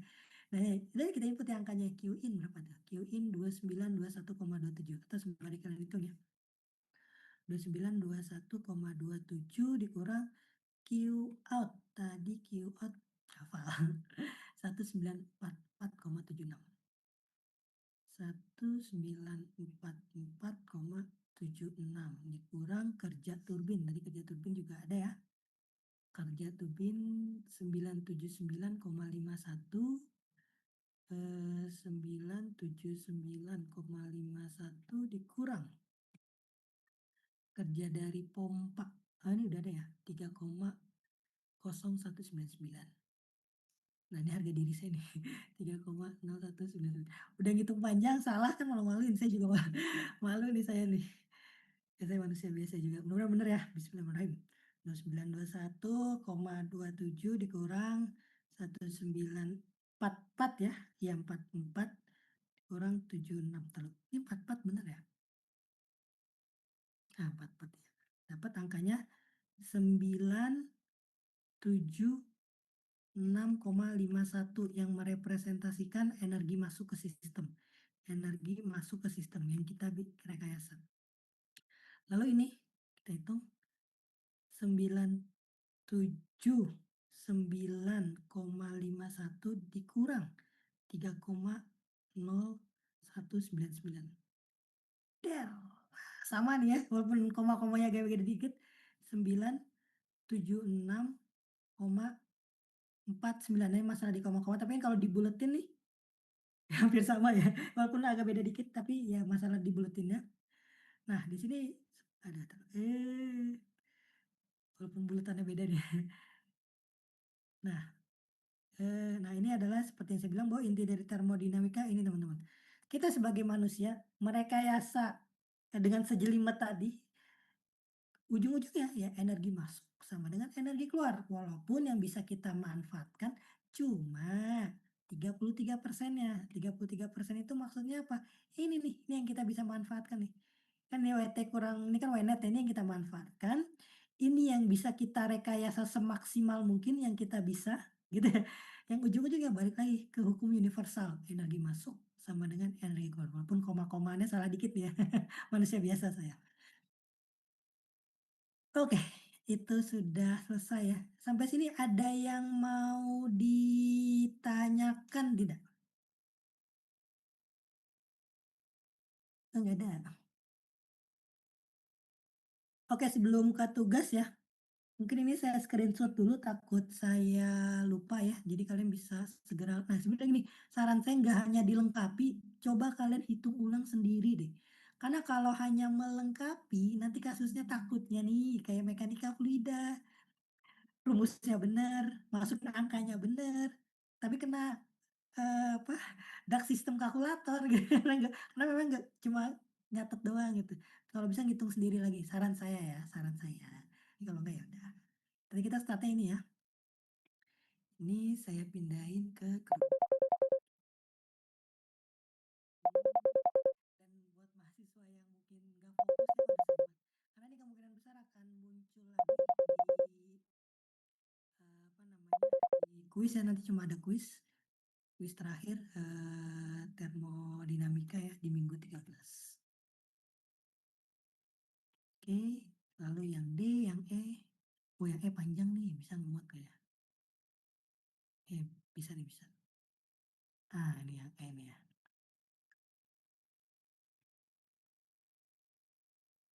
Ya, ditutupin. Dan kalau teman-teman yang lagi sibuk gitu ya, saran saya sih belajar sih sama temennya.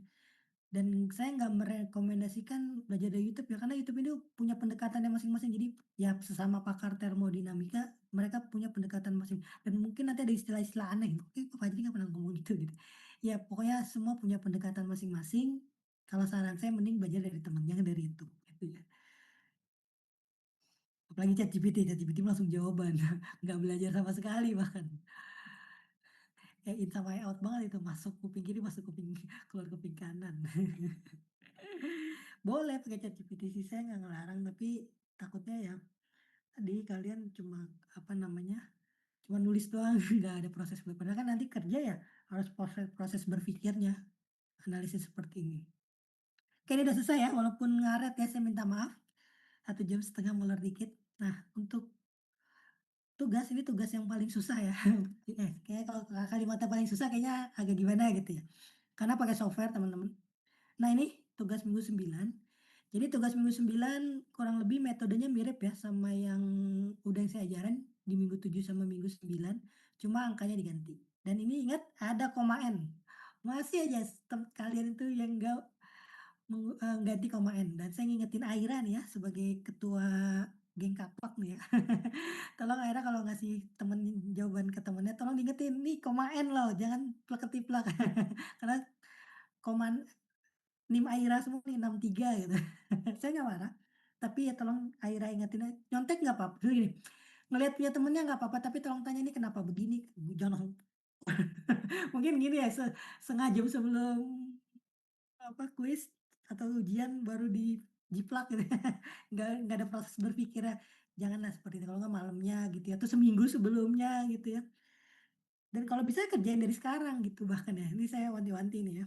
Dan saya nggak marah ke Aira ya, dan ke teman-temannya nggak marah juga ya, cuma ngingetin aja. Dan saya lihat, oh ini salah, ya udah saya anggap salah gitu. Saya nggak marah. Nah ini, ngerjainnya ada 2, jadi minggu ke-9 itu tugasnya nanti ada 2 lembar. Lembar pertama yang manual ya, manual calculation di kertas HVS atau di folio, recalculate, hitung ulang, ya memang angkanya beda semua, dan redraw. Nah maksudnya redraw di sini adalah, mana tadi dia? Nah, tolong di-redraw lagi yang padahal kalian udah nge-redraw berkali-kali ya di AutoCAD. Nah, ini tolong di-redraw lagi nanti di lembar jawabannya kenapa, ya biar kalian makin ingat, oh ini heat exchanger boiler, ini turbin, ini fenomenanya seperti ini, biar makin kalian ingat ya, ini wajib ada ya. Dan ya banyak nih, ya sebanyak ini nanti catatan kemungkinan bisa berlembar-lembar atau ya kalau bisa ringkas ya bolak-balik nanti ya. Ya sebanyak ini nanti hitungannya ya. Baik juga ya. Ya dihitung ulang dan gak hanya dihitung ulang, dikerjain pakai software. Nah, kok susah Pak? Ya sebenarnya seperti yang selalu saya bilang, saya pengen mahasiswa saya nggak hanya jago teori, tapi aplikasi real di software itu dipelajari karena nanti bisa jadi manfaat buat skripsi, manfaat buat CV kalian, nambah poin lah lumayan CV-nya bisa kan kemarin udah SolidWorks ya, ada yang Inventor, ada yang Ansys, ada yang Rhino, itu lumayan udah nambah poin di CV kalian. Nah, ini sekarang software di Thermo adalah Engineering Equation Solver, software-nya ini. Nah, terus caranya gimana, Pak? Tenang, seperti biasa saya sudah siapkan, alat bantunya ya, tapi tadi saya mau ngomong sesuatu lupa. Enggak deh, enggak jadi. Nah, ini ada sebelum clue-nya, sorry ya, sebelum clue-nya, sorry. Nanti output yang di Engineering Equation Solver ya, ini, sorry, di, udah 2026. Ya, saya udah nyiapin 2026 buat junior kalian. Tugas M9. Nah, jadi nanti outputnya coding seperti ini teman-teman. Jadi kalian belajar coding nih. Coding termodinamika, tapi tenang, tolong jangan pusing stres enggak. Karena ada tutorial dan itu gampang. Yang intinya software itu beda sama ANSYS sama yang kalian SolidWorks dan lain-lainnya kan itu modeling ya, modeling terus disimulasikan. Tapi kalau di termodinamika karena kita bicara energi, itu kita fokusnya coding, tapi jadi bukan coding C++ bukan, tapi coding termodinamika kayak P6, T3 ini kan data termodinamika ya di-coding. Nah, nanti di codingan, nah ini ada template-nya teman-teman. Nanti wajib ada ini nih. Nah, di dalam codingan yang wajib ada ini.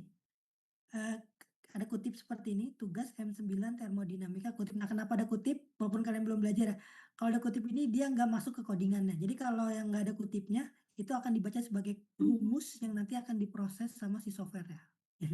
Nanti ada kutip nama kalian nih. Jadi kalau ini nggak ada, saya nggak nyontek ya, karena kan tinggal kopas doang. Ini wajib ada berarti ya software-nya di-download, terus start dulu di kutip ini ya tuh. Nah, nanti ini maksudnya nggak akan terhitung sebagai rumus codingannya. Nah, ini ekstraksi nih ya, eta itu maksudnya mengcoding efisiensi sembari jalan lah. Nah, ini contoh yang banyak nih, ini ngitung entropi, entalpi, nah maksudnya apa kok fluidnya begini, nah nanti ada tutorial, tenang tenang. Saya nggak sebar-bar, "Oh belajar dulu," enggak. Boiler, nanti ada boiler analisis, kondenser analisis, nyambung lah. Dan ibarat kata ilmu kalian upgrade, skill kalian upgrade, nah, nanti outputnya seperti ini. Jadi nanti ketika di-running, nah menariknya software termodinamika sama software ANSYS sebut aja atau SolidWorks, kan itu prosesnya lama ya karena kan CFD hitung jutaan kemungkinan, tapi kalau software termodinamika dia nggak terlalu, kan bukan Navier stock ya, bukan jelimet gitu rumusnya. Ya selama codingannya benar, enter langsung keluar angkanya gitu. Ya poin problemnya di coding karena kan mungkin, "Oh di coding." Enggak, tolong jangan dipusingkan, itu sebenarnya ini menerjemahkan bahasa bahasa yang ini kan bahasa yang saya tulis nih ke bahasa codingan. Bisa bisa ada tutorialnya. Nah, untuk tutorialnya, nah nanti outputnya seperti ini ya. Pokoknya nanti ada bukti codingannya lengkap, berarti sampai efisiensi thermal. Nah, nanti ada hasilnya dan ada data ini ya. Kalau ini nggak lengkap seperti ini, berarti saya anggap nggak mengerjakan atau nyontek ya. Kasarnya seperti itu. Nah, terus gimana Pak tutorial? Tenang, udah disiapin senior kalian, tenang, tenang. Senior kalian saya marah-marahin, suruh buat tutorial gitu ya. Nah, di sini di mana PPT-nya ya tadi. Nah, di PPT sudah ada nih. Ini link untuk software-nya. Jadi software-nya itu saya dapat info dari senior kalian itu bisa di-download student version katanya, tapi saya belum pernah coba, silahkan dicoba. Atau kalaupun nggak student version ini setahun aman tenang aja. Karena kan ya kalian cuma buat pakai 1 semester ini. Dan kata senior kalian bisa student version-nya sekalian download lah. Dan fun fact lagi, Engineering Acquisition Software ini, software-nya termodinamika itu ukurannya kecil, nggak nyampe 100 MB, nggak nyampe. Bayangin sama SolidWorks yang giga-giga, ANSYS giga-giga gitu ya, sampai komputer kalian berat gitu ya. Tapi Engineering Acquisition Software karena dia cuma energi, dia cuma 100 megabyte, di bawah bahkan 60 kayaknya. Nah, ini contoh yang plus fun fact juga mungkin saya tambahin ya, kalau suatu saat nanti kalian bekerja di bidang pembangkit energi, karena ada tuh pas saya S2, saya ada kenalan orang Pertamina, kenalan orang, geothermal, pokoknya yang berhubungan dengan energi lah. Ini software wajib yang harus bisa gitu. Ibarat katanya kalian udah bisa kan kayak keren banget gitu ya. Kalau kerjanya di energi atau ya tadi sistem perkapalan, mungkin yang merancang sistem perkapalan juga masuk ke sini juga. Tapi yang teman-teman saya dulu dan ini software wajib yang ada di perusahaan itu gitu, engineering equation sih dan enak. Ukurannya kecil, yang saya suka tuh ukurannya kecil gitu ya, enggak kayak ANSYS gitu. Oke, nah terus tutorialnya mana Pak tutorialnya? Tutorialnya singkat aja nih ya. Nah, kok WhatsApp? Nah, tutorialnya nah ini udah ada, nanti tinggal kalian klik. Nah ini dibuat sama senior kalian, Ainul ya, Ainul 2020 ya? Ya, Ainul 2020. Intinya dia ini seingat saya mengerjakan soal yang mirip sama studi kasus hari ini. Jadi angka-angkanya sama semua nih. Ya ini saya cepetin aja ya. Nah ini cerita sedikit. Nah ini mirip kan ya angkanya tuh 3 megapascal. Nah ini Ainul ngasih lihat ngitungan manualnya ya. Dijelasin sama senior kalian. Berterima kasihlah sama Ainul. Nah ini proses codingnya. Nah itu masukin, enak banget ya langsung masukin gitu ya. Ya pokoknya di coding lah ya. Nah, di-coding, kilopascal, entalpinya, nah kenapa seperti ini, nanti ada penjelasannya. Kenapa steam, kenapa enggak ini, kenapa ini X-nya 0. Nah, nanti sembari pelan-pelan kalian dengerin Ainul lah, karena kan di sini ya saya cepet-cepet aja, karena ada penjelasan. Sayang banget ini kalau kalian nyontek, beneran sayang banget. Eee, ya karena tadi bisa nyambung ke skripsi, nyambung ke kerjaan gitu ya, nambah skill, kalau nyontek, ya udahlah saya noise. Tapi kalau nyonteknya salah ya udah saya tetap salahin ya, karena saya juga nggak tahu kalau nyonteknya pintar dia akal-akalin. Nah ini contohnya, udah selesai coding-nya sesimpel ini ya karena kan, belum jelimet yang versi skripsi ya. Skripsi nanti jelimet. Nah ini codingannya udah bener, kalau udah bener biasanya dicek dulu nih. Oke lanjut dulu ya. IOT, W-turbine dia kelihatannya WNet. Nah ini udah oke, langsung dihitung sama Ainul. Dicek dulu biasanya, sama Ainul langsung dihitung ya. Sorry nih, ini Ainul saya sedikit menambahkan ya teman-teman, ini ada yang di-bypass sama senior kalian. Nah, ketika ini udah codingannya udah sekalian bener, tadi Ainul kan langsung ngeluarin jawabannya ya. Ya karena Ainul udah yakin banget bener ya. Nah, kalian yang buat baru belajar tolong klik ini dulu nih, contreng nih. Tujuannya apa? Supaya si software itu ngecek codingannya ada yang error atau enggak. Nah juga coding kan ini titik koma diperhatikan banget. Nanti kalau ada error dia akan ngasih tahu, "Oh nih di baris ini error," gitu ya. Jadi nanti saya lihat, wah ini Ainul karena udah terlalu jago ya, langsung di-bypass. Jadi klik ini dulu, baru sebenarnya klik yang kalkulator. Nah dia langsung klik kalkulator nih, langsung keluar data ini nih. Biasanya ini udah oke, baru klik yang kalkulator ini, ngitung maksudnya, ngitung keluar ini. Nah ini dapat angkanya. Nah tapi di sini kok angkanya agak aneh ya, efisien termal 0,259. Kayaknya ini entar kayaknya Ainul juga ngebandingin deh, entar saya cek ya. Loh, angkanya sama nih, tapi angkanya agak beda ya, H4 sebenarnya agak beda. Tadi oh iya agak beda nih, H1-nya beda nih. Tadi kan 191 ya, ya nggak apa-apa nggak apa-apa. Ya pokoknya semua proses perhitungannya kurang lebih mirip sembari kalian cerna nih ya yang Ainul, lalu kalian, atau jangan sama main tugas nih, entar saya cek nih. Sama tugas nggak seru nih, entar saya cek dulu ya. Tadi yang diketahui mana nih ya? Oh beda-beda 75 nih, 75, 75. Jadi ini beda ya, sorry dia beda nih. Tadi kan kita kalau nggak salah 10 ya, 10 kilopascal. Oke nggak apa-apa. Intinya kalian cerna aja deh. Kalian cerna aja mau ngitung manual atau gimana. Dan ini cuma 14 menit tapi kayak ngerjainnya 2 jam ya. Ya ini sorry nih hampir 2 jam lagi untuk siklus Rankit. Untuk dari kalian ada yang mau ditanyakan nggak perihal tugas sebelum saya tutup nih ya? Aman ya? Aman. Ya kan Haris, gimana Haris? Itu berarti dari M7 lagi Pak kita yang M7 awal itu. Kan Betul itu kan betul. di ininya oh ya dari gambaran ulang lagi ya berarti Iya, ya. gambar ulang, tapi bukan tugas M7 ya, karena kan nanti ini diketahui iya, ya semua Oh prosesnya iya di itu di diketahui. M7. Ya kan inlet pumpnya beda nih, cara Oh ngitungnya dari iya, heeh. M7, tapi tugasnya M9 tetap ya, karena ada 2 tugas sih, susah lah, bukan susah sih, banyak aja gitu. Ada lagi kira-kira yang mau ditanyakan? sangat aman, Pak. Aman ya? Ini deadline-nya Minggu 13 kalau saran saya dicicil aja, karena nanti Mekanika Fluida juga agak susah tuh, bukan agak susah ya, unik. Dan bahkan ya ada perancangan dan lain-lain, kalau saran saya semua tugas dicicil, jangan dijebret deadline gitu. Saran saya deh saya tutup kuliah minggu ke-9, mohon maaf nih ya, ngaret dari target saya cuma 1,5 jam jadi 2 jam, bener-bener Rankin ini emang jantungnya termodinamika. Padahal udah saya pecah 2 gitu ya, masih panjang banget. Ya udah saya tutup kuliah minggu 9. Selamat sore semua, selamat beristirahat. Wassalamualaikum warahmatullahi wabarakatuh. Makasih, Pak. Iya, sama-sama. Live, saya belum live.